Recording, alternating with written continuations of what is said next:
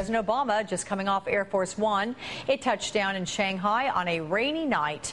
Earlier today, the president attended a series of meetings in Singapore, but a lot of the action was on the sidelines as the president announced excellent progress on a new nuclear arms deal with Russia.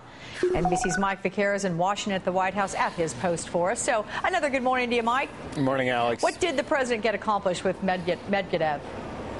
Well, they talked about a couple of things on the front burner, both of them having to do with nuclear weapons and nuclear material. First, a hangover from the Cold War. You know, the United States and Russia still have many nuclear weapons, not necessarily pointed at each other, but still in existence. The president has stated that he wants to rid the world, not only the United States, but the world of such weapons. Problem? It's a step-by-step process.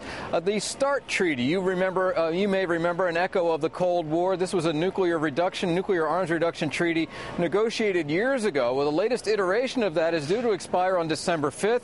The United States and Russia have been negotiating furiously, trying to come to an agreement before that date comes on December 5th. The good news is they think they're making a lot of progress. The bad news is they're not going to make the December 5th deadline. They're going to have some sort of bridge agreement between now and then. And on Iran, Iran continues to defy international will with its newly discovered nuclear plant or nuclear facility in northern Iran.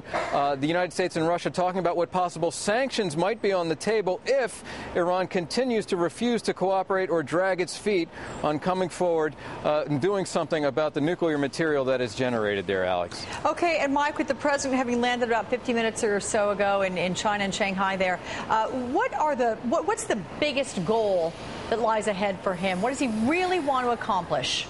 Right, a rainy night in Shanghai, you see, as he gets off the plane there. The first thing he's going to do, he's going to have a very interesting event there in Shanghai, talking to Chinese students from universities in the Shanghai area, and a bit of controversy surrounding that. He's supposed to be taking questions. There's some question now as to how much of that the Chinese public is going to be able to see, how much the Chinese government will allow them to see, and how these questions will be selected.